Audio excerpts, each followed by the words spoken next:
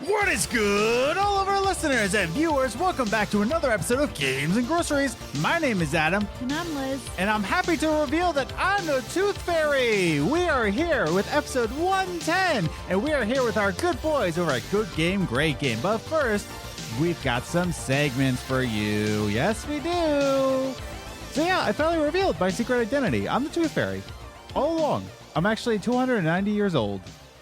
That's how long I don't know how long Tooth Fairy... I was going to say, did you look up how long the Tooth Fairy has been around? Well, because I am the Tooth Fairy, I would know. So, gotcha. Would you get off my back?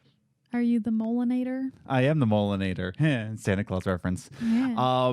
But yeah, we got Good Game, Great Game. But minus Kevin, though. Kevin's not coming on. We're going to be talking about does gaming bring joy? But yeah. So, Liz, how you doing? I'm doing good. Yeah? Yeah, our anniversary was yesterday. Yeah, at the time of this recording, it was yesterday. Yeah. So that was nice. Yeah, not much to do around, though, because everything's closed down. Yeah, everything has limited hours and... Not complaining, I'm just stating facts. We didn't do as much as we normally would. Yeah. But it was still very nice. It was a very nice evening. Yeah. And today was Friday, so, I mean... Yeah. Exactly, but I got out of work early because it's dead on Fridays. Way to really bring out the curtain, telling them when we record. Honey, they know when we record. We tell them all the time. Oh yeah, but So it's here. It's not what's the biz. It is not. I knew I would get the two confused, but one day. So welcome to Games and Groceries, everybody. We got some few segments for you, and if you want more Games and Groceries or more Adam and Liz, you can head over to What's the Biz. It's our other podcast. We just talk about really anything. By the way, if you're on there, I had an Instagram for it, and now I'm just like, it's one of those podcasts that I don't really want to, There's not much to Instagram about. Well, also, there's less to do. Like, I would think, like, it's date night, here's a photo, but it's just one of those podcasts that just, I don't really want to advertise. Thank you. It's just one of those, come over, if you have find some it fun. Great, enjoy. Yeah. But we're not going to put it out there and be like, everybody must watch or listen, whatever it is. Yeah. So What's the Biz? I'll have a link down below if you want to listen to it. But but before we get started, let's just talk about social media for a bit. We're on Twitter at Gaming Groceries, but you can follow us individually. I'm at Ace the Grocer. And I'm at Journey First. You can also follow us on Instagram, Games Groceries, all one word, where you can see behind the scenes photos, some cool stories, as well as some questions that I will ask you about the discussion that we have in place. I'll ask a question every Thursday or Friday on Twitter or Instagram, and I want you to be in on the conversation, so that's cool. Also, find us on Facebook. Yummy. We're on Facebook, and that's social media for you. We have a website, gamesgroceries.com, where you can listen to all the podcasts from the website, as well as you can find out where you can listen to the audio versions of the website, as well as some articles I've written in the past. I did it, everybody. And if you haven't yet, if you're watching us on YouTube, by the way, hello. How you doing? You doing good? Great. Good game, great game. You can subscribe to the channel and hit that notification bell so that you know when all these podcasts come out, as well as our weekly videos. So I do sketch videos every now and again, but now I've been, throwing in some discussion videos. So if you're interested in that, definitely subscribe and hit that notification bell. The past sketch that we did, I'll link it up right there. It's how to train like an elite gamer. It's I'm proud of it. I like it. Yeah, I like it. And if you haven't yet, definitely leave us a review on Podchaser or on iTunes if you're listening to us on audio, so that we know, hey, cool, people like us. It's reviewing, or you don't like us. I don't know what you like, so definitely give us a review over on Podchaser. Link down below. And with all that said and done, let's just get started, Liz. Let's just go into it with our first segment. Movie Minutes. Movie Minutes is a segment that we talk about the movies that we watched in the past week, whether it be on Netflix, Hulu, Amazon Prime, and we like to give you a recommendation or not a recommendation. And we have a 5-point system in recommending movies. It goes from avoided at all cost, pass, enjoyable, solid, and perfect for us. But this week's movie can be found on Hulu. It's actually a Hulu exclusive. It came out a couple weeks ago, sort of, kind of. But yeah, Hulu exclusive called Palm Springs. Woo! It's Palm Springs, starring Andy Samberg. I almost called him Adam Samberg. Andy Samberg and Christina Milioti. Thank you. But yeah, so opening thoughts. What do you think? I wasn't sure what to expect from this movie. Me Because neither. I didn't know anything about it. You're just like, want to watch Palm Springs? And I was like, okay. I didn't even ask you what it was about. Just like, I'm just going to go in not knowing. Yeah. So it was interesting. I felt like in the beginning, I thought like what happens at the same time. Right. But it didn't. And I was like, oh, I wasn't expecting that. So, but it was good. I thought it was funny. A little tiny parts on the raunchier side. Yeah. Just very few. So that wasn't too bad. And I thought it was funny. I liked it. I like Christina Milioti. I was really surprised I enjoyed it as much as I did because I don't really like the actor. That's why I didn't tell you who else was in it. I told you about Christina. What's her name? I'm sorry. Christina Milioti. It's not even that hard of a name. It's just like, it's not even, I'm bad at tongue twisters altogether. Honestly, the only reason I remember her name is because it was on the back wall at the theater I worked at. Because she acted at the theater I worked at in 2016.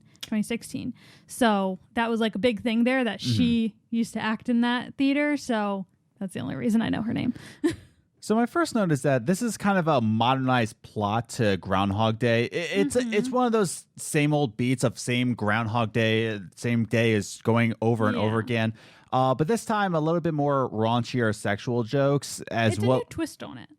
Yeah, it's a little bit different. And it also has Sandberg-like comedy in it. Yes. And I'm going to get to that in a little bit. But yeah, I mean, it's a modernized Groundhog Day. It's got modernized humor. Whether or not that hit for me, it's still, I have to applaud it for trying to get Groundhog Day in modern day. Whereas Groundhog Day was more 80s, 90s comedy. Yeah. This is more Andy Samberg comedy. Yeah. I mean, I had only seen Groundhog Day once, so Yeah. I didn't really compare enjoyable. much to that. Yeah, it was good. I mean, it just wasn't something that, like, I wasn't seeing Groundhog Day in it just because Yeah. I only saw it once, and you know me. I need to see it at least 4 times to actually remember it. My goodness. So now I kind of want to get into Andy Samberg's character. I'm not sure if I liked Andy Samberg as more of a skeptic, everything is meaningless kind of person. But I will applaud Andy in saying that, he is playing a different kind of character. Yes. Usually he's just a goof or a screw up or just like all around just a nutcase. But this time he's more pessimistic. He's a real person with emotional problems. Yeah, I wasn't sure if I liked him in that character, but I will say that, props for Andy for trying to like branch out a little bit. Yeah. What do you think about his character? I liked him. Like, it made me feel more open to watch other things that he might come up with. Just because the shows and movies that he's done in the past are not my type of shows and movies. Right. Like, you keep getting me to watch his one show, trying to get me to watch Brooklyn Nine-Nine. Yes. That show. And I have zero desire in the world to watch that. My goodness. It has Terry Crews. I understand Well, we're that. not talking about that. Yeah, we're not talking about that. But that's what I'm saying. Like, I'm usually just stay away from his stuff because I just see him in trailers of things and I'm just like, Yeah. not liking it. But this, I didn't mind him. He seemed like a real person. And I'm curious to see in the future if it's just this happened, like the character matched his personality, or if he's actually able to play those other roles. Because like Will Ferrell, I'm not a big fan of him. Yeah. But there are the select few movies that I'm okay with him in because his acting personality just happens to match the character that time. Yeah. I'm just curious to see how that goes in the future. So, keep that in mind that this isn't the usual Andy Samberg character. And I'm not sure if I liked his character, but, I will always give respect for people trying to branch out. Oh, always. definitely. So yeah, kind of that way. And then the final note that I have is that it's a movie that follows the same kind of formulas in terms of not just Groundhog Day, but also romance and any kind of comedy. You know, it doesn't really break any boundaries in that kind of way. Whether that's something that you enjoy or not, like you go in, you know what to accept or expect. But for me, it was just kind of like it didn't break any formulas. You know, you like to be shocked. Yeah, you know, and I'll get into that to my recommendation, but yeah, whether that's good or bad for you, it's up to you. But it really doesn't really break any formulas in terms of what it's trying to do. Yeah. Which brings us to our final recommendations. Again, from a 5-point system, what did you give it? I gave it an enjoyable. Right in the middle with an enjoyable. Why is that? Because I'm Lizzie. Okay. Yeah. No, because I really did enjoy it. Like I said, some of the jokes were on the raunchier side. It wasn't my type. But overall, I laughed. I enjoyed it. I'd watch it again if someone wanted to watch it. But yeah, I mean, I wouldn't go out of my way to watch it, but I would. Again, I enjoyed it.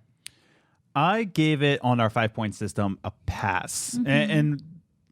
So a pass in our 5-point, you know, there's avoid at all costs. Like, don't ever watch this movie. But pass, we always say that, you know, if you're thinking about it, but you're not really in the mood for a comedy, pass it. It's not really that big. But, you know, if it is on and you got nothing else to do, cool, you can go for it. But I gave it kind of pass for now, just because, like I said, it doesn't really break the formulas. The jokes kind of got to me a little bit.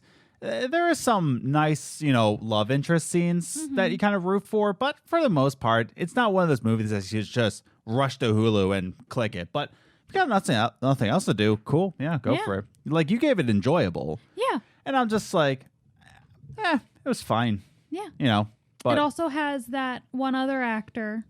Oh, J.K. Simmons. J.K. Simmons. And then it also has someone from Seventh Heaven. I don't remember his name, but he was also in Teen Wolf. My goodness. The bad version, not the good version. The MTV version. Yeah, not the Michael J. Fox version. But so yeah, again, it's Palm Springs. It's a Hulu exclusive. It's on Hulu. But yeah, check it out for yourself if you really want to. But that's just what we reviewed it. But you know, if you want to see it for yourself or pass it, whatever. This is why we do this, so that, you know, if there's movie nights, we give you a recommendation. Yeah. But yeah, so that brings us to our video game section. Woohoo! Because we're a gaming podcast. So let's just go into it with our second segment. Top 3 Gaming News. The top 3 gaming news is the gaming news that we saw in the past week, and we like to rank it 3, 2, 1, just to give you a condensed version of what's going on in the gaming industry. What's going on? It's top 3 gaming news with Businessman. You love this businessman. I do love this businessman. He's on some business, but he's going on. They're twins, but they're going on 2 different directions. Yeah. They got some business to do. They stopped for lunch and now they got to go to separate meetings. Yeah, they gotta go meet with Michael Pachter, but in 2 separate places. But yes, top 3 gaming news, and we want to start with the number 3 gaming news, which is about Lego and Nintendo. Woohoo! What? But yes, so to celebrate 35 years of the NES, Lego actually partnered up with Nintendo again, and they made this little Lego NES system. Yeah. So it's actually fully functioning, but it's actually it's really cool because you've watched the video. By the way, links down below. You get to flip up this little cartridge deal. The regular NES, you put your NES cartridge in and you can push it down. You can plug in your control. It's like a complete replica with the retro TV. It just doesn't actually play video games. Well, that's the other thing, is that you can set up this retro TV with the Mario game and you can turn this little crank. Yeah. And it's That's so awesome. Yeah, it's so cool. And I just want to read this little quotesy quote right here. Quotesy quote. So this is coming from the article linked down below. Designed for adult builders. Ooh, steamy.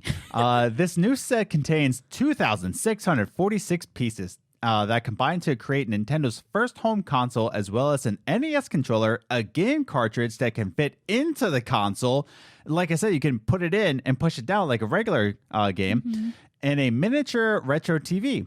The TV displays Mario traversing through a stage from the 1985 classic, and a crank located to the left side of the TV lets you move the mustached plumber up and down between the platforms.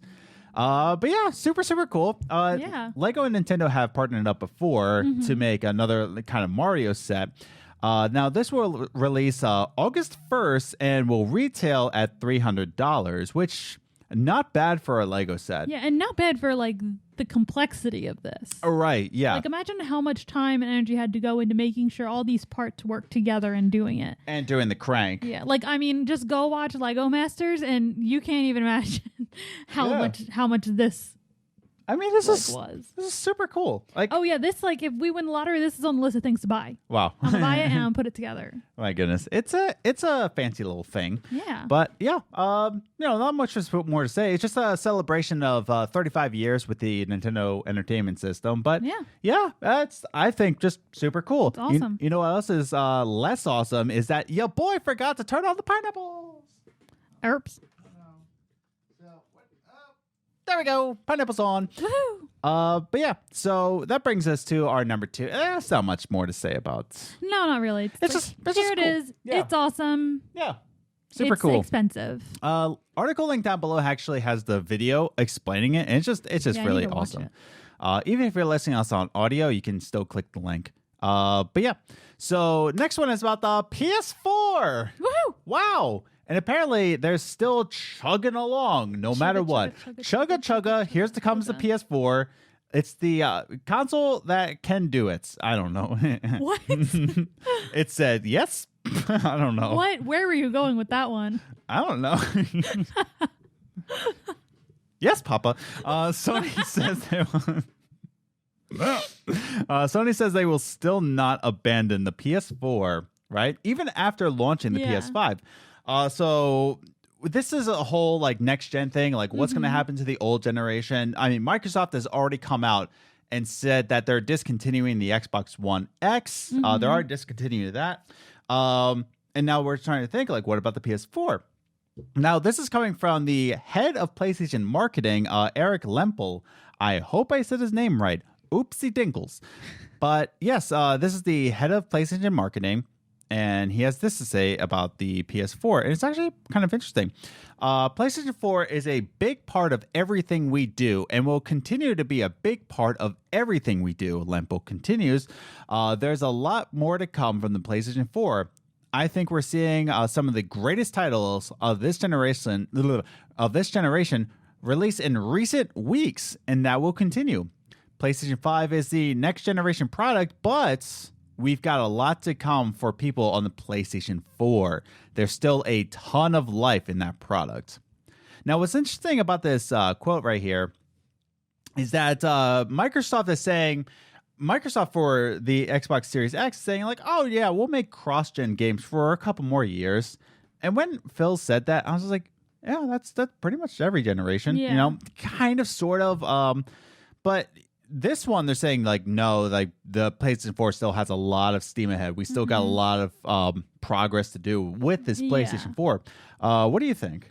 I think that's one really good marketing, but I think it's also gonna put them ahead a bit in the console wars, because you have to imagine like people like when the new generation comes out, the next gen or the last generation, the previous one is gonna be cheaper. All right. So, but what would you rather get? The cheaper one that nothing really brand new is coming out for it, or the one that's cheaper and is still being worked on and still gets updates and new games and all this stuff? Like, you know what I mean? Yeah. No, it's really cool that there's still steam in the engine for you. Makes me feel good too. Yeah. And even Phil Spencer talking about the Xbox One X, that people are saying that, you know, we don't want to force you into next gen. And I think PlayStation knows that, and that's why the head of marketing said this. They see Microsoft and what they're doing. They see it and they say, well, checkmate. This isn't really checkmate. It's more of like a check. Yeah, it's more of like, you're not going to, so we are. Yeah. They're saying that not only will we make things cross-gen, but there's just still a lot more steam going into PS4. And that's a lot to say for people who are PlayStation 4 owners or just recent PlayStation 4 owners, where there's a lot of people still buying previous gen. Yeah. a lot of people, and now this is safe to say that, like, listen, if you get a PS4 even now, Quentin, You're safe. yeah. Quentin from Greatest Show on Dirt. If you're listening, if you get a PS4 now and join up with your boy online, I don't know. But yeah, it's still a safe investment, is what they're saying. Yeah. So Yeah. again, take that with a grain of salt because it is the head of marketing Yeah. for PlayStation. So really take that with a grain of salt. It's definitely a marketing move. Oh yeah, for sure. Like still buy the PlayStation 4. You're fine. It's really listen to who's saying it. Yeah.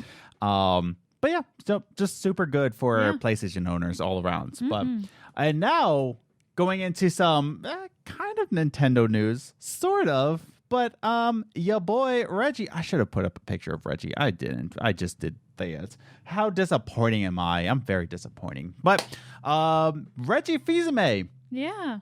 is once again coming out of retirement. I don't think he knows what the definition of retirement I think is. he goes and gets bored and then he goes somewhere else. He twiddled his thumbs for like a couple months. He's like, Yeah.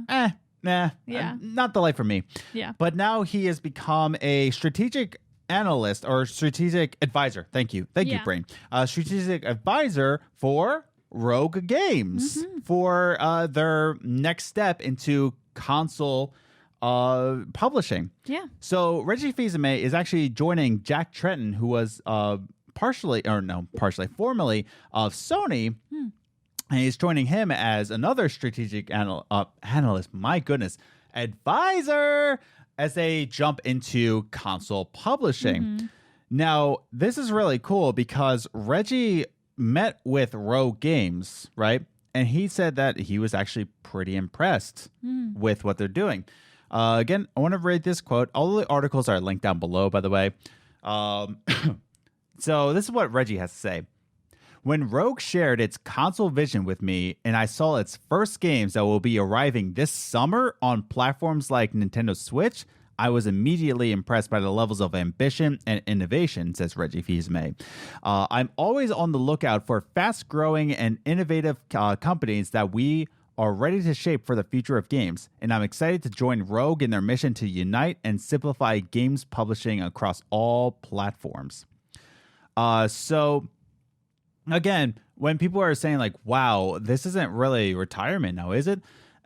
Again, he's an advisor. Yeah. In the same way, now this is really proving, by the way, I don't think he's not at GameStop, because the very first thing that we heard about Reggie Fils-Aimé was that he was on the board of directors, not the board of directors. He was just on the board.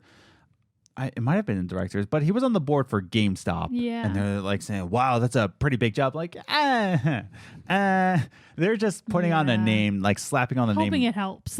Yeah, hoping it helps investors out, going forward. And we knew that he wasn't doing anything. And I feel like this proves that he's not doing. He also has another podcast. Reggie has a podcast, and He's a busy man. Yeah, but like I said, I think this just proves that he wasn't really doing Yeah. anything at GameStop. Because he needs something to do, apparently. Yeah. So he was pretty impressed with Rogue Games. Reggie's gone rogue at this point. Jeez. And we actually got some clarification of what Rogue's next game is going to be, and it's a game called Under. And it's a game similar to PT, and you're in a ship, you're under the ocean. I get it. And it's this tight packed first person walking through the ship, kind of horror game. It looks really cool. And it's going to be hitting Xbox One, PlayStation 4, and Nintendo Switch, Reggie. And I don't think it gave a release date. As far as this podcast is going, I don't think they gave a release date, but super cool. And Reggie is part of it. He's seeing their vision, and he said, I want to be a part of that. That's awesome. So as an advisor, what do you think? No, I think it's great. I think he must have been bored. Doesn't know how to retire. But yeah, it's interesting. Yeah. And that's the thing. I really hope Reggie is enjoying his retirement, but you really hear about the positions that he has in terms of They're not heavy hitter positions. They're hobby positions. Exactly.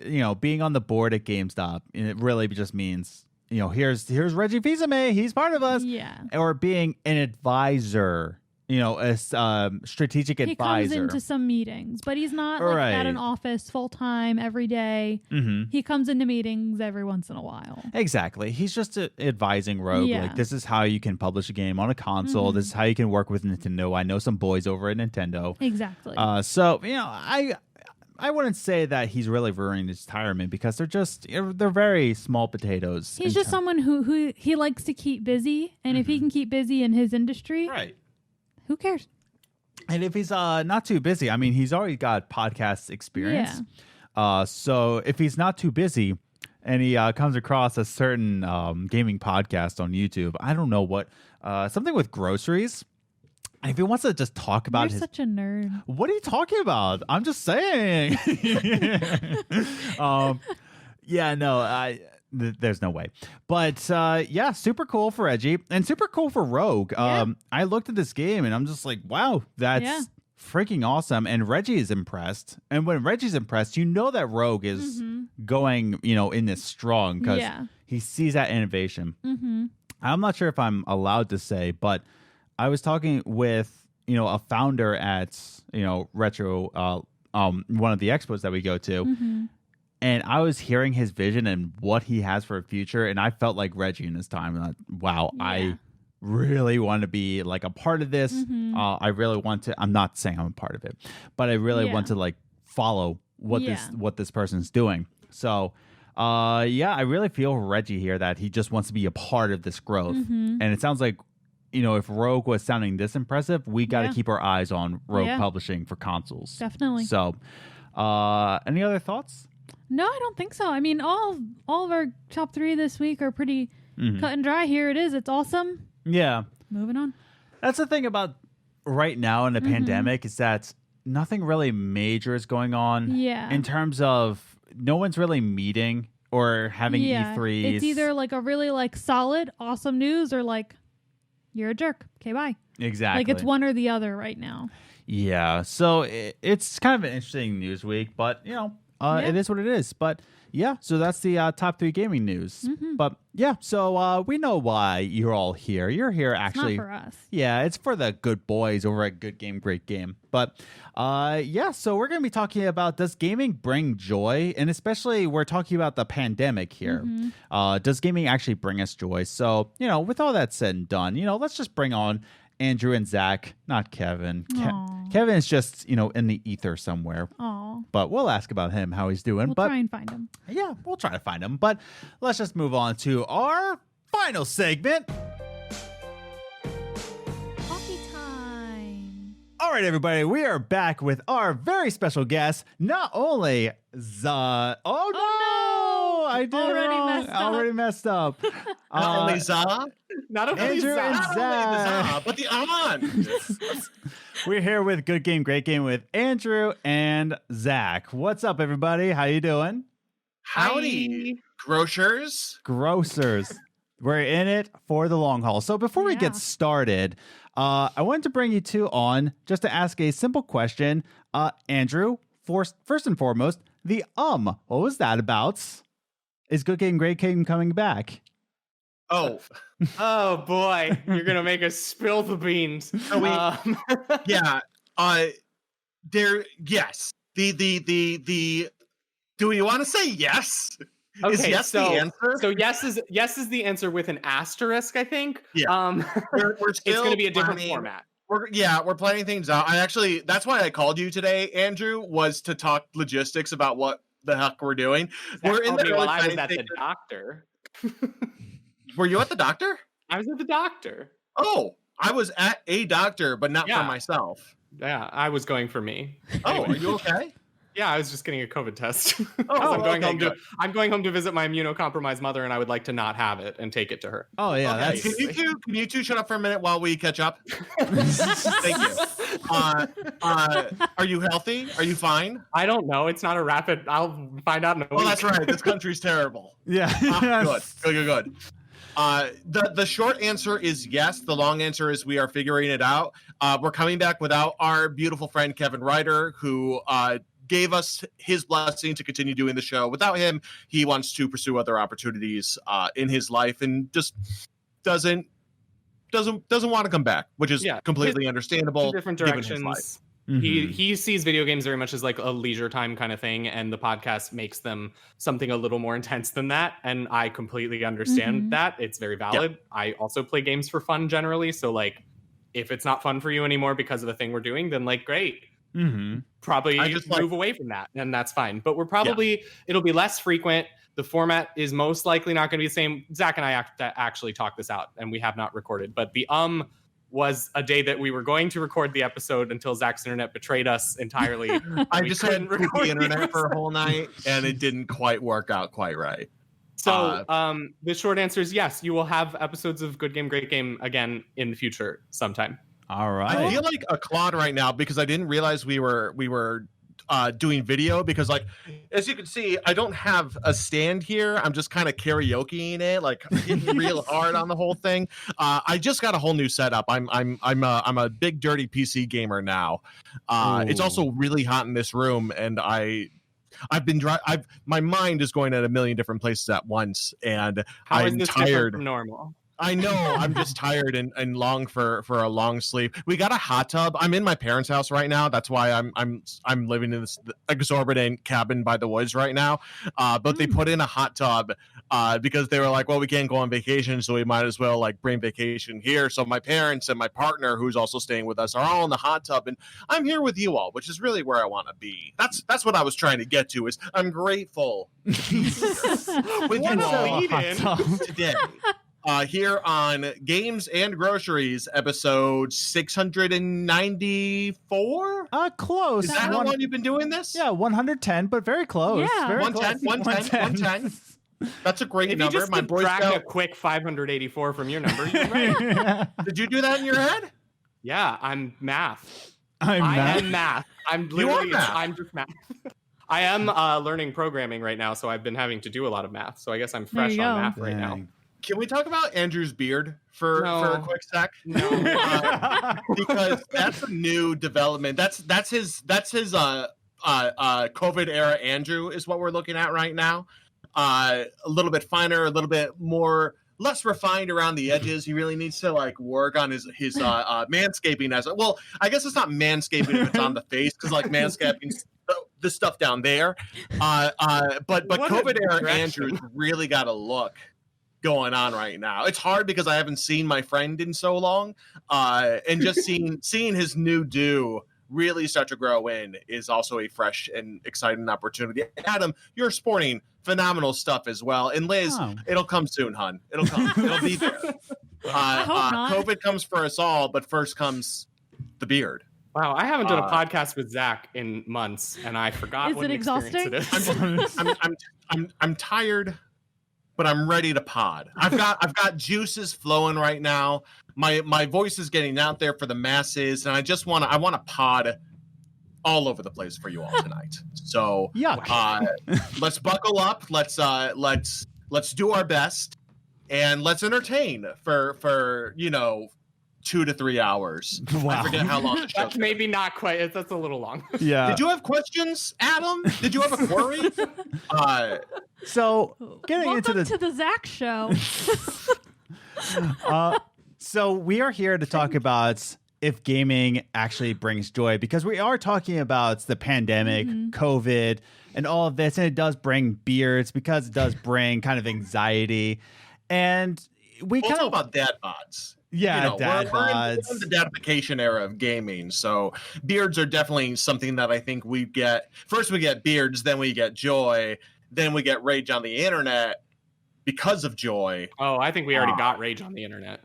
Then we get Joy, the movie featuring the woman that played Mystique, whose name's Jennifer Lawrence. Jennifer Lawrence. Yeah, the poster with her like in the rain. I don't know what you're talking about. The movie Joy. Everyone knows Joy. Wow. No. I think I have that movie. You do have that movie. Yeah, I do have that Liz movie. knows about Joy. Liz, can you give me a 5-second synopsis on the movie Joy starring Jennifer Lawrence? Isn't that the one where she plays the person who discovered like the first like mop, like a mop or something, like a certain mop? The mop? What? Yeah, I think that's. I don't remember. What if broom but wet? No, it was like she was one of like the people who like like made the mop that like you like twist it to like it has like that thing. Are you A serious? Swiffer? I think no, not a Swiffer. It has I've like got it. I've has got the it on part- Wikipedia. Yeah, there you go. Yeah, thank you. Nope, this isn't brief. I'm sorry. I'm derailing the whole thing with my I'm just working. witticisms. Oh yeah, it's definitely about mops. She meets QVC executive to sell her Yeah. mops on TV. Liz nailed that. Yeah, she Well like Wait, that's what that movie's about? yeah, clearly. she like patented Okay, a all I know is certain that like mop. she's in the rain on the poster. That's all I know. That's But just video a- games, enjoy. Yes. Short answer, yes. End of podcast. Wow.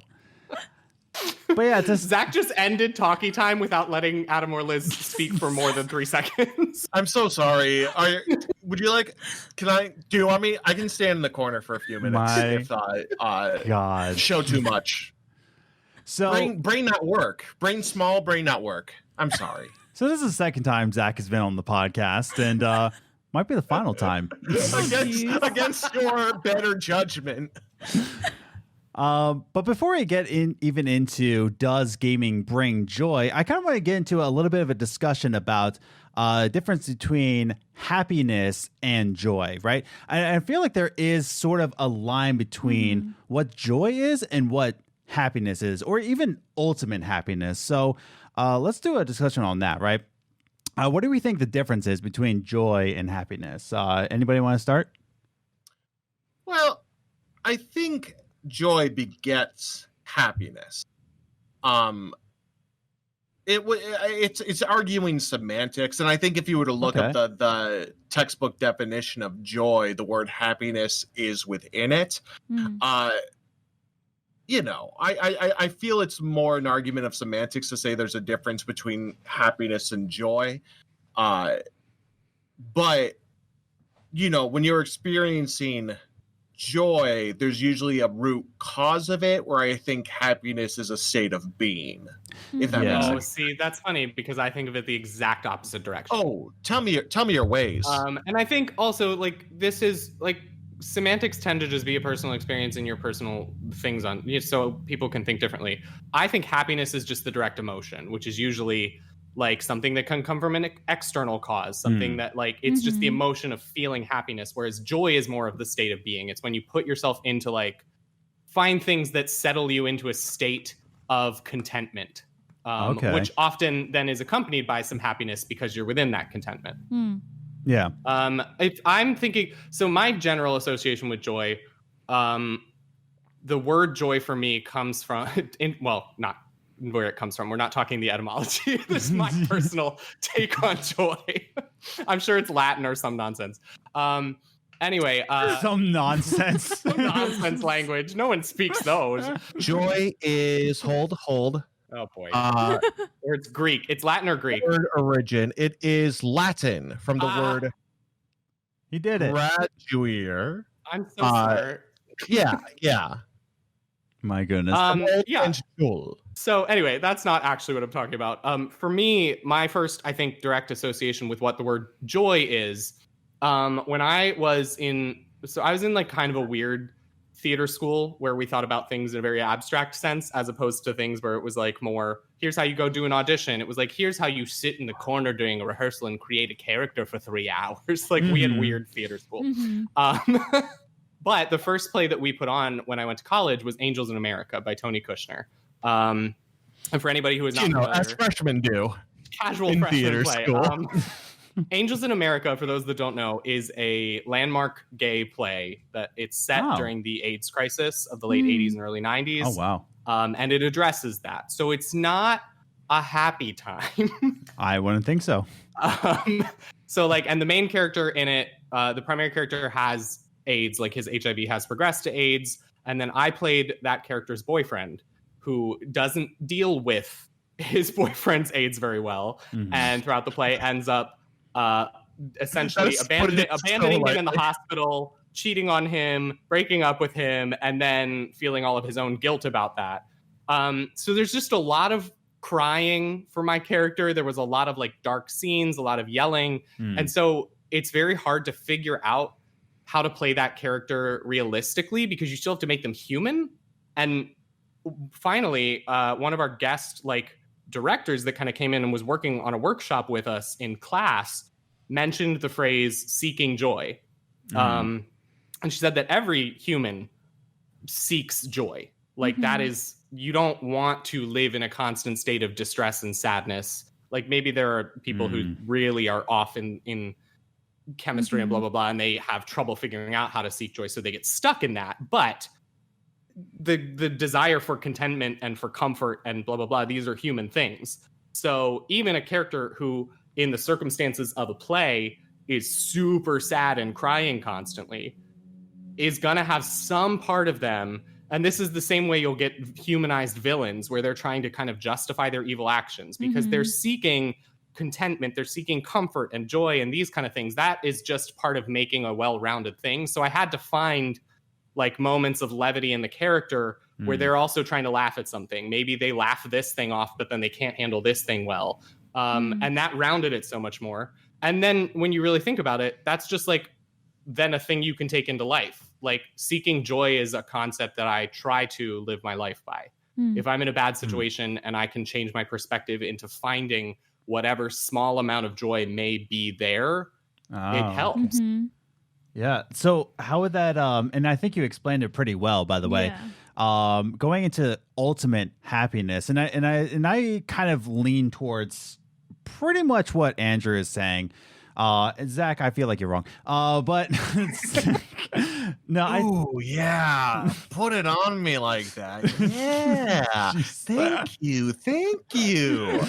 But yeah, no, I think Zach, also you have also a good point that I think what you said is that happiness begets joy. Am I right? That's joy begets happiness. Yes, joy. I think happiness is a state of being. I think joy is a reaction to a outside stimuli. Yeah, and that's kind of where mine lies. Is that joy is kind of the so I'm right then. I think so. I think at first he said joy begets happiness. I wrote it down right in front of me. I said joy begets happiness. Oh, yeah. But yeah, I'm more thinking that there are things in this life that give you momentary joy, but ultimate happiness is that state of being, right? Like what will fulfill you, almost like what is going to fulfill you in life, what is actually going to make you, I don't even want to say less distressed because that's life, you're always going to be distressed, but what's your ultimate fulfillment? But joy is one of those things that like it's in the moments, I guess you want to say. But Liz, do you have any other thoughts on that? I definitely did not think as deep about this as you guys.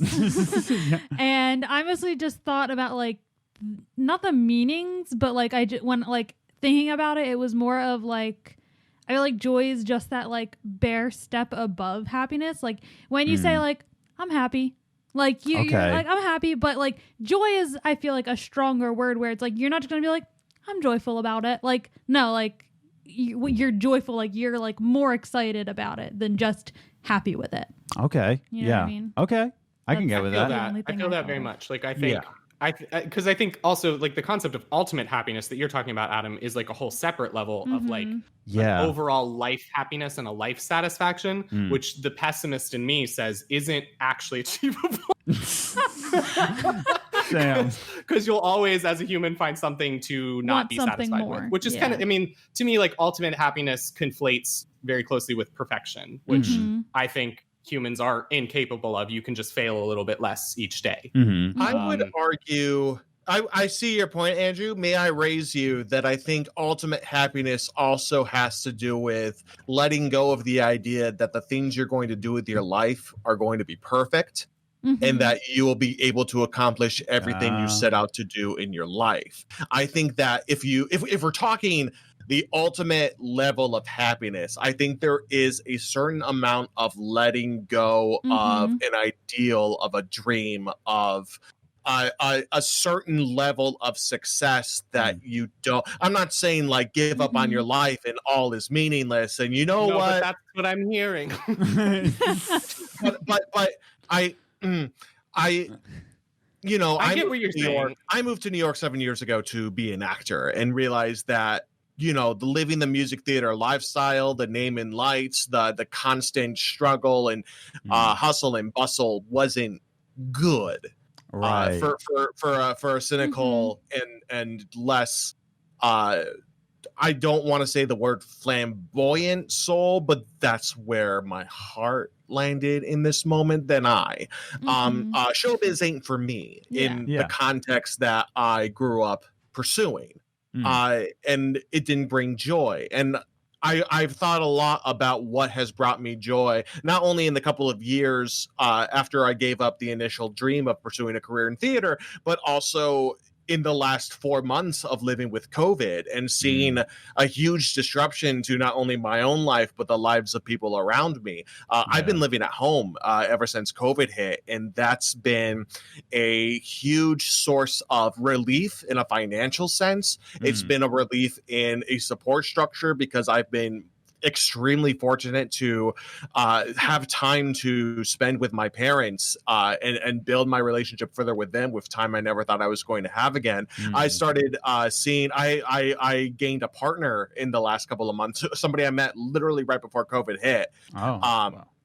And that's been a struggle because we're both going through this extremely uncertain time in our futures. I moved to New York. I went back to New York. I saw Andrew I think it was like a month ago now, to pack up my apartment. And hole up all of my stuff in a storage space in our beloved Astoria, New York, with the knowledge that, you know, I might come down there and have to leave a city that I love very, very much.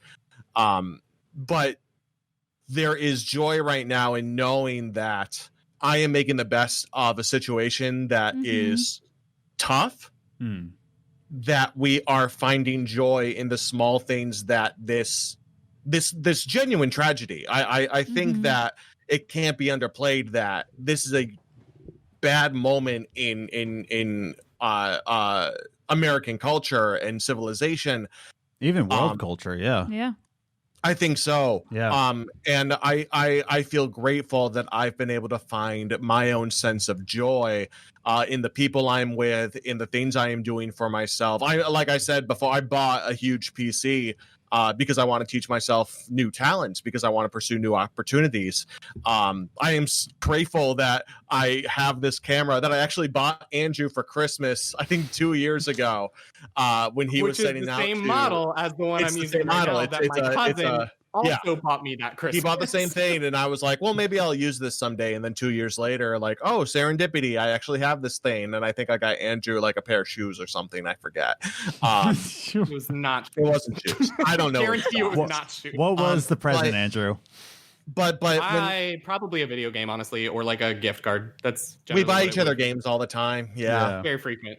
Very it frequently. just makes sense for our friendship. Well, but to the topic of trying to find absolute joy, I think there is a level of, like, to tie up my thesis, I think that acknowledging that life's not going to be perfect and finding your successes along the way anyway is what leads to ultimate happiness. That's it. That's what I wanted to say. No, I like that. Yeah. Like, it's definitely, and like I said, you know, ultimate thesis, and, you know, I think that's needed to like really understand what is happiness, what is joy, is there a difference? And I like how we went a little deeper in this, because now let's move into video games. Video games, yeah, exactly. Let's actually talk about that. Well, like the reason why I want to like Master Chief. me like Master Chief. Maybe I love my big green friend. See, I'm more of a Sergeant Johnson person myself, but you know that's just me. Done dirty. that dumb guilty spark. I'd like to 343 him out the window. My God, a little 86 action, if you know what I'm saying. Oh, restaurant business going on in here, but those were the days long ago in the before times. Oh my goodness. But yeah, that's why I kind of want to jump into games after doing a more deeper discussion on happiness and joy, because let's go into more trivial factors of, does gaming actually bring joy? And now we're on the discussion of, you know, we're in a midst of a global change, right? You know, do video games actually help to bring us joy, or have we found in these times that maybe they're not really necessary? You know, spoiler alert for me, I'm still doing a gaming podcast. So what do you think my answer is? It's hard to argue against. Exactly. It's like, bye everybody, I'm not doing this anymore. I'm going to be doing a philosophy. This is the episode you announced. Yeah. Bye-bye. Good game, great game. Going to take my place. But yeah, so what do you guys think about does gaming actually bring joy, or are we finding it to be more trivial in these times? What do you guys think? Andrew and I have been talking a lot throughout all of this throughout the last couple of months, and I think he and I are going to have very different answers, but I'd love to hear what he has to say first. Oh, okay. I just love hearing you talk. I didn't know that was a throw to me. Okay. So short answer, yes. It still brings me joy. Like, I'm still doing it. I literally put Mass Effect 2 down to do this podcast. Nice. So that's right. I forgot you're doing a Mass Effect. I'm doing a Mass Effect rerun. I'm playing a bunch of games. Like, I'm playing about 8 games at once. Oh my goodness! That's been my whole thing. It's been a the little Zach Rich model of playing video games. Yeah, but I think it's a different than the Zach Rich model in the sense that, like, you're gonna beat them. Well, I mean, there's that. Zach Rich never finished as a game. I've had a very hard time. I did not get to go home to my parents because I worked. So when the lockdown happened, I was working in a Broadway theater. That is a space with a lot of people. Yeah. And one of our coworkers, like, he didn't know it at the time for sure, and we didn't know that he had COVID. But, like, one of our coworkers had COVID. And one of the other bartenders who I would have been in close proximity with. Oh my goodness. There was definitely just a point when, like, we went into lockdown and other people were saying, I'm heading out to Montana to see my parents and I'm going to wait it out there. And I was like, my mother has 4 years worth of chronic asthma. She's been on steroid and she's severely immunocompromised. So, like, nope. Yeah, no. And then the initial idea was, okay, well, let me wait the 2-week period and we'll see where we're at. We're back, everybody. Technical issues with Andrew, and he warned us before. But Andrew, continue your thought. Yeah.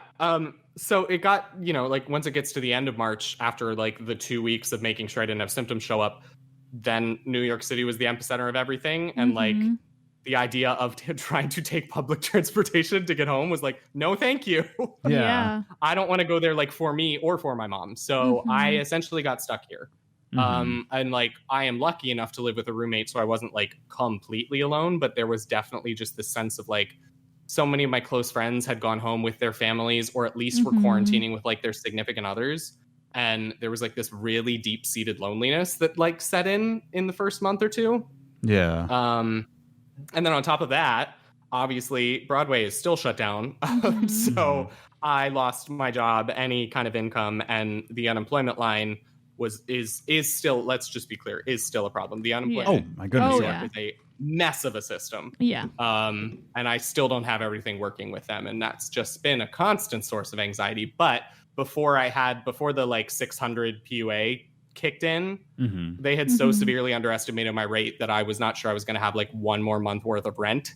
I was in an extreme anxiety, extreme stress, extreme loneliness, and I went into, like, a pretty severe depression. So video games were a thing that I had to occupy my day. There were some days that they were more useful for me than others. And the reason that I was playing 8 at once was because, like, it got to a point where I needed to find any little bits of joy that I could in a day because I was in such a dark place. And I had to be ready to switch to whatever game was going to give me joy that day, if there even was one. So, like, my mood was dictating what sort of things I was playing.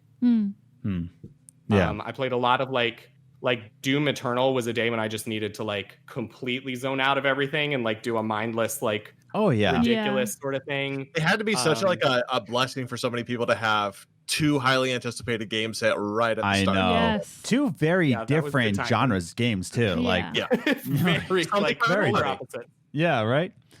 Zach, what are your thoughts? So, I'm sorry. No, sorry. That's about it. I'm done. Bye.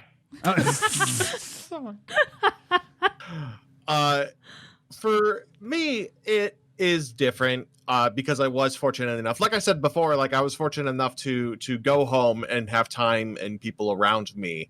Unlike Andrew, I had an extreme amount of luck with the unemployment system. I got through, like, on my 3rd attempt and got signed up about 2 days after I was laid off from my day job. I can't stress enough how fortunate I've been throughout all of this when I know so many others have been suffering their way through this entire ordeal. And even then, gaming was an escape from the uncertainty. When I went back home, I thought it was going to be for 2, 3, 4 weeks at a time. I didn't expect this to be a life-changing event that we are now living through. We're living in the cool zone, as it were, of history. Yeah. And when we're faced with absolute uncertainty and don't know what is going to happen, where we're going to get our next paychecks from, and I'm in my childhood home, I'm in my youthful bedroom where I spent all of my clandestine youthful days. So my first impulse was to play old video games, and I did. I played a ton of Melee, and I took on games that I played Ocarina of Time for the first time all the way through. And I remember your live tweeting that. Yeah, it was a revolutionary experience for me playing this game from 1998 on my own for the first time, and just realizing like what kind of work that game actually is. Because I wasn't a puzzle kid, I didn't like puzzles growing up, so that game was kind of like, get out of here. Yeah. I feel that, yeah. So gaming definitely helped find joy for me in going through old stuff, playing some new stuff. I found games that I've genuinely fallen head over heels in love with. I think I've played one of my maybe top 10 favorite games of all time during this quarantine in Yakuza 0. That game's incredible. Holy moly. And there's 20 of them? Okay. Yeah. Look. Take it down the hatch. My goodness.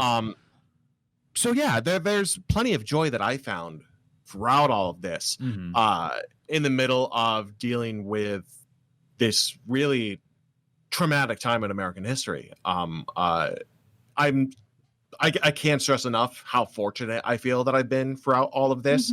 But I still, even with that feeling of fortuitousness, gaming was definitely a crutch, and still is, and still will be.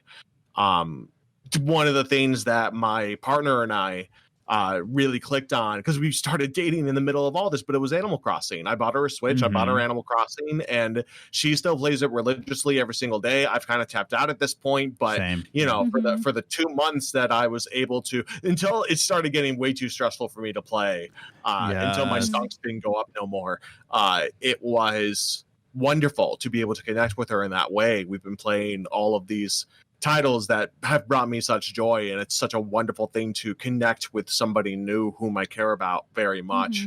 I know I'm rambling about this topic, but it just feels I'm thankful for gaming in this moment. Easily, completely and totally. I think that when we're talking about is it asinine to have these things in this moment, there are moments throughout COVID, especially recently. I think the stuff surrounding Ubisoft right now, most tongue-in-cheekly, like, why are we doing this? Is a matter of point, but there's just something so wonderful about still having new games coming out during this moment, still having stuff for community to bond over during these big announcements. I adored Devolver's conference last week. It's one, because those short films are just so much fun and so funny and so clever, and two, like, I just realized indies are really where my heart is these days, much more than AAA, and when Devolver talks, I can't help but listen. So sorry to ramble. I'm sorry, that was a very meandering answer. Why do you think we brought you guys on so that we don't talk? Do games bring joy? Yes. Next question. I want to follow up by like saying also that, like, similar to what Zach was saying, I went to a lot of old games. Like, I went to a lot of familiarity. That was one thing that they absolutely gave me. Like, I went back and played. I started the quarantine with a replay of Fire Emblem Path of Radiance and Radiant Dawn, which are two of my favorite Fire Emblems. I played both of the Portal games. I pulled out my old Game Boy Advance and Game Boy Color, and I played Pokemon Trading Card Game, which is still Did you hold on? It still this is something I played. Andrew, did you know there was a sequel to that only came out in Japan? What?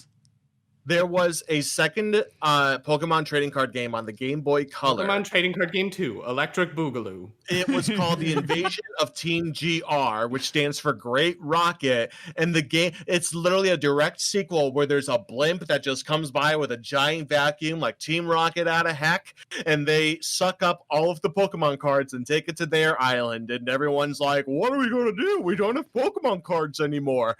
And it's really just the same game built on more foundation. The big change being that they add in the Here Comes Team Rocket set, because it was released like so close to the top of things. And I think that was like the fourth set they put out after the base and jungle and fossil. It's literally the same game, just more. But you know, I found the internet. I found a fan translation. And it turns out emulation pretty freaking sick. Oh my gosh. Emulation's cool. So yeah, I definitely like will, you know what I mean? I will emphasize the point of like old games in such an uncertain time that give you any feeling of comfort and familiarity is like, hey, sometimes I really need that. That's what I've been going to. Yeah. Yeah. Go ahead. Oh no. I was even. We've talked forever. No. I was even going to say that too. I was going to agree with you too that I've been going to some of my older games, classic games, because I started the year in January with kind of like a backlog checklist, you know, kind of like one of those New Year resolutions. And once COVID hit, it just you're like, never mind, completely out the window. I was like, I need to go back to familiarity and comfort. And I really found it with Assassin's Creed games, because I've been a fan since the very first one, and that just really like brings back the good memories. You know, very much. Wait, are you saying you went back to old Assassin's Creed games? Old Assassin's Creed, like the very first one. Are we talking the very first? Because I tried to play that again, and hell no. That is a game I absolutely could not for the life of me. I feel like that's a prison sentence. That's like I'm on a deserted island, and I have an infinite amount of time to play all the games that I want. But unfortunately, they're all from 2007, and even though I loved them in 2007, I don't love them in 2020. Well, did you watch a certain video that's on YouTube of why Assassin's Creed is so good? It's on the internet somewhere. It's on YouTube. I'll have to look up on internet.com for this video. Internet.com. .net maybe. I forget the. Or you can click the link right up here that I'm gonna just self promote. But wait, so do you have a camera facing us, and then there's another camera back there that the audience will see? Yeah, so that's in that ring light. That's the camera. Yeah, that's the main. Okay, camera. I thought it was weird that the ring was facing me. Yeah, that makes more sense. They're just lighting your face, Dak. I get. Well, you know, I need it. Good Lord. My goodness. So let's get into some social media answers real quick. We've pretty much hit the halfway point. And I asked you on social media, follow us on Twitter at Gaming Groceries, on Instagram, Games and Groceries, all one word, or on Facebook. And I will ask you a question. Instagram. Yeah. What's that? I love Instagram. That's my favorite site. Oh my God. Instagram. Anyways, I asked you on Twitter, does gaming ever bring you true joy? And I want to start with Commander Nikki, who says, true joy? I don't know her. And I was like, oh my God. Relatable. That's you got to see Jennifer Lawrence in Joy. Then you'll know her. God. Oh my goodness. She says, okay, jokes as coping aside, I'm incredibly happy whenever a game has stunningly beautiful landscape, and especially when a photo mode is mixed in there. Also, finally getting to finish a level I got stuck on for a while. That brings joy for sure. But yeah, she says that, you know, anytime there's a stunning landscape, and I've seen her Twitter feed where she loves landscape. She loved Horizon Zero Dawn, Skyrim, of course. And she's always taken back by the landscape there. I agree. There's certain elements of games where you are like that's my jam, I guess. Yeah. What do you fellas say about that? Like sensory joy.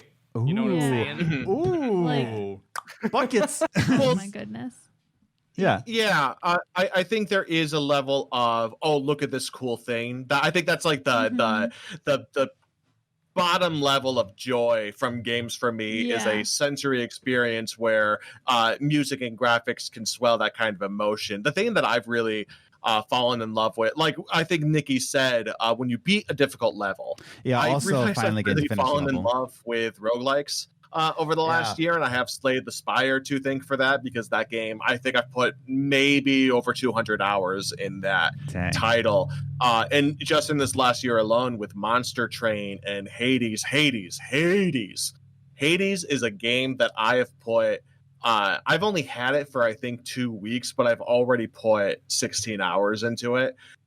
Just intermittently, like whenever I have a free moment, I'm just like, oh, I'll do a run of Hades. And I think that breakthrough moment, you beat that boss you're stuck on, that's the moment in gaming that gives me the most joy in particular. But there's also like, there's that incredible effect of like, it's the moment where, you know, I think about Fallout 3 and the first time you see the wasteland when you leave the vault, or Breath of the Wild when you leave the cave for them. Like the first time you see the world truly open up before your eyes. Yes, that is always the draft in Last of Us, a game I still haven't played because I know that game's not for me. No.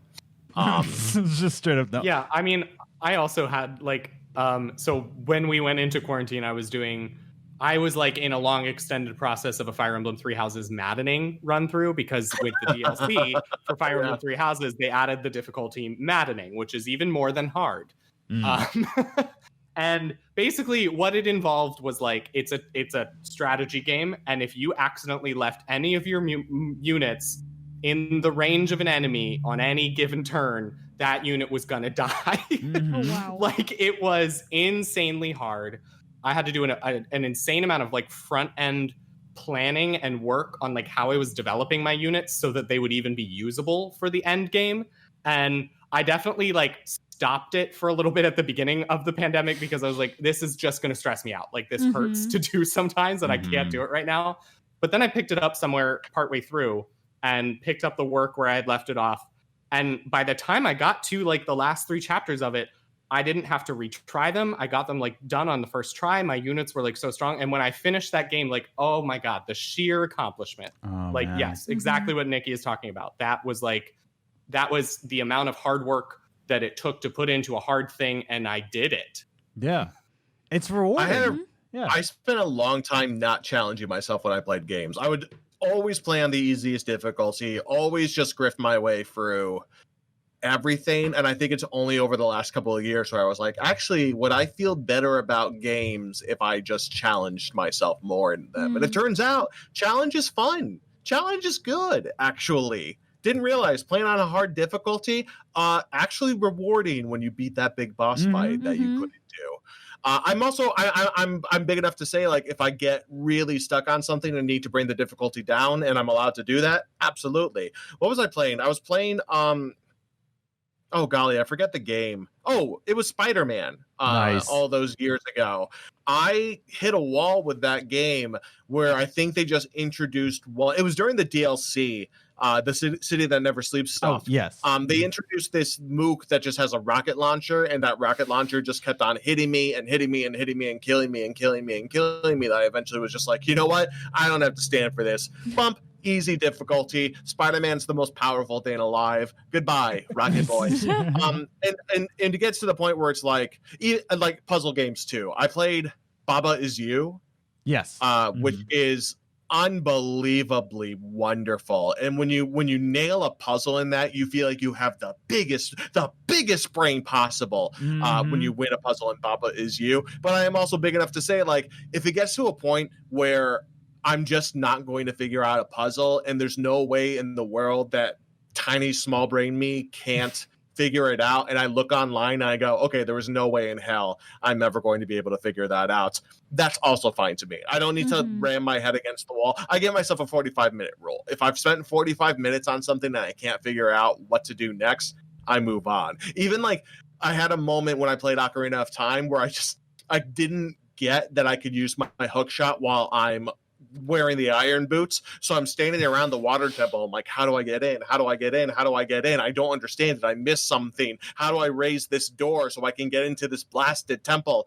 And eventually I just paused the game, clicked on game FAQs, figured out, oh, use the hook shot, and I was just like, didn't see that, which is the most like dumb moment I have ever had playing a game this year, and yet here we are. I am big enough to say I didn't know how to get in the water temple.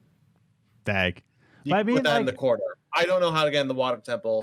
Zach Rich, 2020. But that's the thing. It's like I feel like it's okay to like look up clues every now and again, especially if it's like a big puzzle or even just like you're frustrated. You're not like, for me, it's perspective. The game that I've never finished and I badly want to, but I'm so stubborn, is The Witness.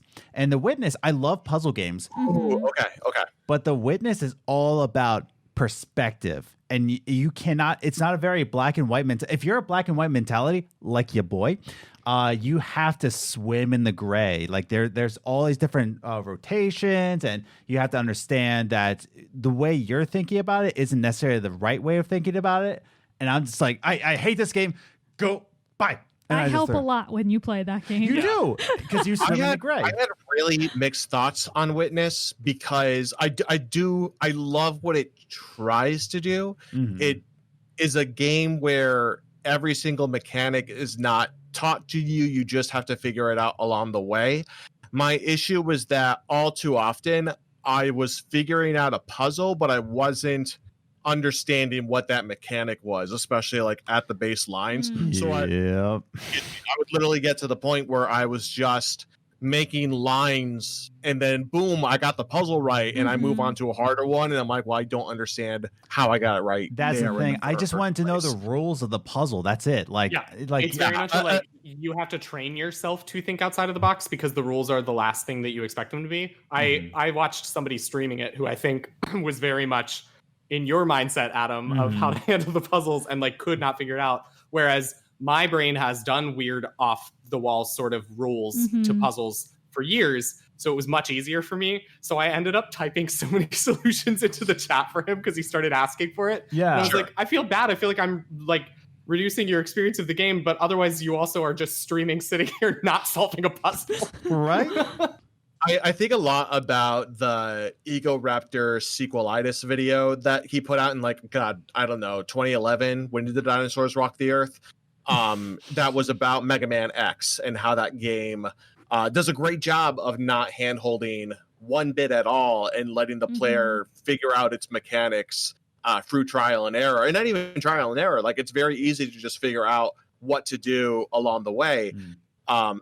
And I look for that in games a lot now. I remember Dicey Dungeons last year. Like, I don't think there was a single do this to make this happen. I just looked at the dice, clicked on a dice, put the dice in the thing that says sword, and swung my sword. And I look for that a lot in games to see how they handle teaching players mechanics. Especially like games that have a huge amount. I realize now that I have a hard time playing games that have a huge bevy of techniques and moves. I replayed the Batman Arkham games, and I love those games. Those games are incredible. But once I got to Arkham City, partially like they changed a lot of the controls from City to Arkham Knight, and your brain is like, okay, I press this button to bring up this menu, and then I press this button to fire my hook shot. And instead, that summons the Batmobile now. So this is down here now, and I am at the age now where I am having trouble keeping track of the 11D7 buttons. I'm now that I'm a PC gamer, I'm trying to learn how to play games on the PC, and oopsie doopsie, now I've gone from 9 buttons to 12 million billion buttons. Yeah, I gotta remember where the E key is so I can throw my grenades.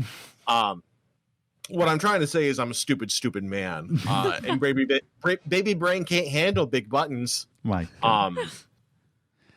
So I look for that. I look for how a game teaches you how to play, and I think that's such a fundamental core tenet of game design now, and I love looking at that, especially for like people that. So my partner is a huge Disney fanatic, so I was like, okay, let me show you a little thing called Kingdom Hearts. And watching somebody who has probably never played a 3D game in her life go for the opening moments of Kingdom Hearts, it does a great job of giving players low stress, fun playgrounds to jump around and find things and accomplish tasks in. Kingdom Hearts is great at teaching you how to play it. Now that I have a computer, like I really want to know how to play a CRPG, so I think I'm going to jump into something like Pillars of Eternity or Divinity Original Sin soon, and we will see how that goes. Because I'm sure the onboarding for that is going to be rather difficult. It is We'll a see. little bit. It's a little bit jarring when you first get into it, but after I would say 5 hours, then you're just like, okay, I'm completely in the zone. It's definitely worth your time. But yeah, kind of closing out our conversation. We're getting near the end because your boy. Oh no. Cameron 1 went out. But yeah, your boy has a 12-hour shift tomorrow. Oh boy, that's gonna be. Yeah, I mean, Sorry to hear it. we're low staffed, and I understand, but it's still just like yikers. But so we're gonna start to close out the conversation with the last comment. Does gaming ever bring you joy? With our boys over at Phoenix Edge. Phoenix Edge RPG is another RPG podcast. And they say, as I get older, the number of games that impact me to the point of which I'm thinking about them positively while at work has absolutely grown smaller. But I would say that it's starting. That it is a starting point for me for true joy when it is engaging enough that I can disconnect for a time. And so I definitely agree with that. Where he's saying that there is a smaller batch of games where when we were kids, there are so many games I'm just like I'm thinking about. But the older we get, the more games are coming out, the more I'm just like think of them less. But when there is a game that does come at me and I can disconnect, like he said, it hits me, just like that. What are your guys' thoughts? There is, to me, I understand where he's coming from in that, because he's absolutely like becoming a PC gamer is realizing that you already had a huge Steam backlog of games. You were just like, well, maybe I'll play this someday and I'll stick this right here on the shelf and we'll see what happens. When we're young, we don't have access to that because we don't have money. We don't have buying power. Like whatever we have is what we get. If it's hand-me-downs, if it's our first games in our collection that our parents bequeath onto us. So I think it's hard to separate being inundated with games to play, because I have a backlog that's about a million miles long. And the games that truly do connect with us, whether that's just a pleasant game you have in the background while you're playing a podcast, or a game that makes you, like they said, sit down and think about it constantly for hours on end. When I first played Slay the Spire, I literally went to work after like my first couple of runs in that and sat throughout my entire shift, like serving tables. Hi, hello, how are you doing? How do I beat the gosh dang time eater? I just don't know. And formulating ideas in my head. So there is, I completely agree with them that dopamine hit of finding that game that's your shit is so much harder when there's so much more choice available to you. But I also think that like gaming's very different now in that we are being presented with choices, and there are genres that we might have loved as kids that have fallen out of favor, franchises that we love that have fallen out of favor. Please let those F-Zero rumors be true. Yes. There's a lot more choice, and when we might find more misses than hits. And I think that we are older than we were before. We have responsibilities. We have things that we need to do. I'm just brandishing this chapstick as if it's like my pointer marker on the thing. It's we want to make sure that the time we're spending playing games is valued, which means that if we are not instantly into that work, then I think it's easier to feel like my time is being wasted, that I can't afford to put 2 hours into this game that I am just being meh about, rather than overjoyed in every single aspect of. That's my thought. I agree. Andrew, what are your thoughts? Yeah, I agree with a lot of that. Some of the I think a part of it too is modern times have changed the discourse on gaming. So we're we talk and think about it differently because like you can participate in the discourse more. Like when I was a kid, I maybe would talk to a friend about a game every once in a while, but like the internet is a whole breeding ground of people talking about things, and you can find a subreddit that is literally just dedicated to your favorite game, most likely, and you can find the Twitter hashtag for the game you want to talk about, and you can just literally narrow down to, okay, show me everyone on this site that's talking about this game. Yeah. And you get a whole lot of voices in the mix, and quite a few. few. It's a weird thing where when there's like such a big variety of people talking about stuff, where then it also changes for me. The anticipation of new games has gotten to a point where it is so far heightened that I almost think that building gets so high that with certain games, that no game can ever live up to it. And if I let myself get wrapped up in the anticipation for a game too much, then I'm disappointed by it. But I don't actually then I sit down and think about the game and I'm like, I don't know if the game disappointed me. I think it's just because like I imagined these things happening and they didn't happen, but that was just my imagination because the internet sparked so many things. There's a problem with modern internet culture where hype is a part of the machine. And that's kind of an inescapable part of gaming culture because hype drives word of mouth, which drives sales, which drives pre-orders.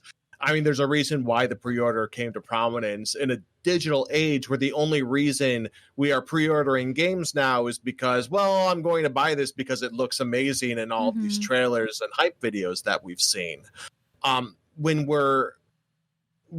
that gets exhausting. I think the 24-hour discourse around some games becomes really old really fast, especially when it's people that have made their decisions on what a game is going to be before it's even out, before it's in their hands. When people get mad that the game that they have sunk, they are already attached to the sunk cost fallacy. I paid $60 to get into this experience. So when a reviewer says this game is not the best thing in the world, but it's definitely worth checking out, that's a insult on you and your ability as a consumer to consume product. Which is why I think the vitriol over a game that I don't want to talk about anymore, that I would love to never talk about again, Last of Us Part 2, that's where a lot of that hatedom of any negative critique about that game came from. Even if it was even though it had huge review scores, if you look at a lot of reviews, there's things to talk about in that game, and I think it's a game worth discussing. But the level of toxicity and minds unwilling to change really dampened enthusiasm for games, for stuff that's coming up, for games in the market space, not even to mention games that feel like they are that entire Ubisoft conference. The second they started talking about Watch Dogs and they were quoting that Holocaust poem and woof, that's a big woof for me, boss. Yeah, that whole conference was way out of touch. Definitely. It's also, but especially like you guys were talking a lot about Last of Us Part 2 on your Critiquing Games episode last week. And very much the thing you were saying is like, you get it, the discourse somehow bleeds into a rabid fan base that hasn't even played the game, that hasn't even touched the game. Exactly. And also, critiques are then being levied based on a leak that we got before, or based on an article that said, this is a system we're implementing, blah, blah, blah, blah, blah. And it's like, but a concept that's being implemented into a game is different on paper than it is in immersion. Yeah. And I have not had because even I read some of the things, and on paper, a few concepts about Last of Us Part 2 alarmed me a little bit about whether it was going to be a game for me. But I kind of removed myself from the discourse very early because I saw the level of anger at that was kind of matching the Pokemon Sword and Shield level of anger that also happened last year. And I had a great time with that game. So I was like, great, I'm going to step out of this. I'm going to get the game because I was already planning on getting the game, and I will make my personal judgment as to whether this game is for me. And I haven't had the experiences that those concepts on paper see, like the experiences are not as extreme as those made them sound. So it's very, it's weird when half of the critiquing of a game is happening months before it's released. No, I completely agree. And in fact, I believe Metacritic just released, I think it was either today or yesterday, that originally it was a day, but now, like, to put on a review, but now you had to play for 36 hours. So it's not just 24. Now they extended it to 36 hours before you even put a review up. And when quoted for, I believe they said to The Verge, Verge wanted to get a statement, and they're like, is this because of Last of Us 2? And they're like, oh, well, it's actually not in light of any because game. of video games, Yeah. you know. It's You know, like- video games. Exactly. They're trying to deny it. I'm like, We know what it's a response to. Don't mince words, Metacritic. exactly. It's hard to. Gaming has become so much more than playing a game. Mhm. And I think that and there's still, like, you know, the people that talk about games 24/7 are in the minority. If most people who played games, you look at the numbers of games that sell every single year, and you see Call of Duty, and you see 2K, and you see Madden, and it's like, these aren't the games people are talking about. Exactly. And it's not to say that gaming is niche. I'm sure that Last of Us sold 1 billion copies and will show up on year-end sales lists, and it will move so much product. But it's also hard not to get exhausted, not just by, you know, what you might feel about the game itself, but what you feel about the culture around the game itself, what you feel about the culture of the studio producing the games, of the actions of its director and voice actors. There's so much more, and I think that's a problem. I think Jim Sterling did a Jimquisition episode about people that are just like, can we just shut up and enjoy games? Because nothing exists in a vacuum. And I think when we were young, things existed in a vacuum. It's very easy to just simply sit down and enjoy a game of Mario Golf when you don't understand the pressures of capitalism. Yeah. Fair Well, point. yeah, I think to like circle it kind of, you know, back around into that, it's if you, and this is the way I've handled the like modern version of the gaming world, where like, oh, I was in a vacuum back then and now there's constant discussion and the world is hard all the time. It's like I continue to go back to like that seeking joy idea. Like for me, what is my joy in gaming? How am I finding it? If there's a point in my life where I can't find it anymore, then that's probably when I step away from gaming. I'm not at that point because I still find joy from games. But like, that's the thing. It's like any game that gives you joy. It can be the game that the whole internet has agreed is the worst game in the world. If it gives you joy, play it. I think play Zach it. wants Zach's to. showing off his shirt. Snowboard Kids gives me joy. It's like, it's one of those things where it's just gaming, when it comes down to it, while there are many social aspects to it and the community of gaming is wonderful in many ways and connects you in ways that you can't connect with other people. That's literally why Zach and I are friends, is the community of gaming. But it's when it comes down to it, it is an individual experience and it needs to be joyful for each person. So like back to our talk of gatekeeping in gaming, don't tell other people what games they should like. Don't tell other people what should make them happy. Just do your thing. Just do your thing and have fun. Exactly. Yes. Yo, Preach. but like, if Halo Infinite kills off Master Chief, I'm done. I'm out of games. I'm done with it. There's no If he's way. like, Cortana, I tried my best, but now I must go, and he ascends to heaven, I ascend to heaven as well. I'm done. I'm out. My goodness. I will die with Master Chief. So I think that's a good way to close out our conversation. Master Chief just ascending into heaven. Yeah. But yeah, so really good conversation about bringing joy into games. And if you're watching this on YouTube, definitely write your comments down in the thoughts. Write your thoughts down in the comments below. Good night, everybody. The good old YouTube thoughts section. Thoughts section. I love the comment section on youtube.com. Put your thoughts and whatever you're feeling about joy down in the comments down below. And definitely subscribe and definitely hit that notification bell. But closing out, Give me a yeehaw in the comments if you like Andrew's beard. do we like Andrew's beard? Is it right there? Yeah, there it is. Give me a yeehaw or a nah partner. And why don't we give Adam and Liz a happy anniversary in the comments?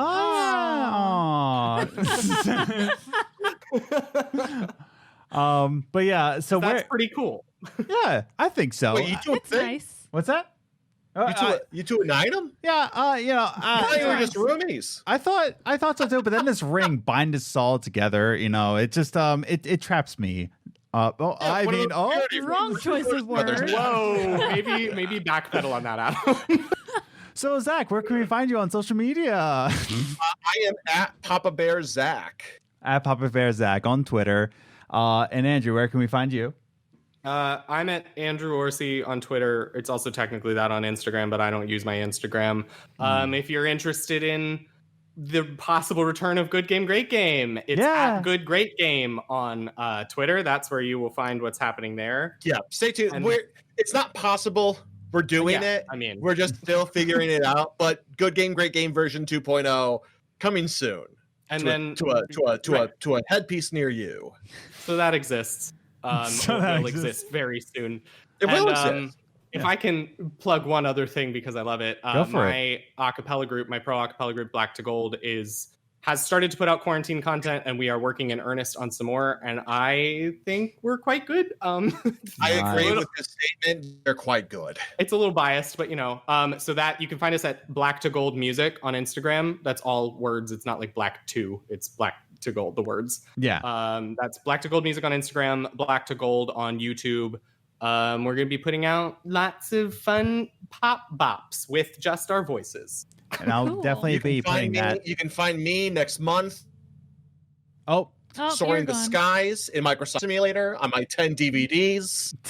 As soon as they're installed, it's going to be a gale time. Can't wait to put in my 10 digital video discs into my personal computer. And I'll put all the links in that, including the 10 discs to Flight Simulator, down in the description down below. Again, Good Game, Great Game. Andrew and Zach, not Kevin. We thank you for coming on the show. I know it's.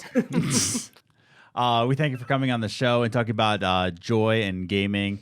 Definitely, like I said, it's up for everybody's debate, but I think, differentiating between happiness and joy and understanding that, video games are there for you to bring you joy. And I think we shouldn't discredit them for that. So, but from all of us at Games and Groceries and Good Game, Great Game, we wish you a good, great grocery run. Thanks for having us, fellas. With a mask on. Yeah, get a mask on. Put your mask on. I can't believe I have to tell that to adults every day at my job. All day. All day. Shocking. Yeah, welcome to Pennsylvania, everybody. Thanks again for watching this week's episode. We hope to catch you on the next one, and have a good week. Bye.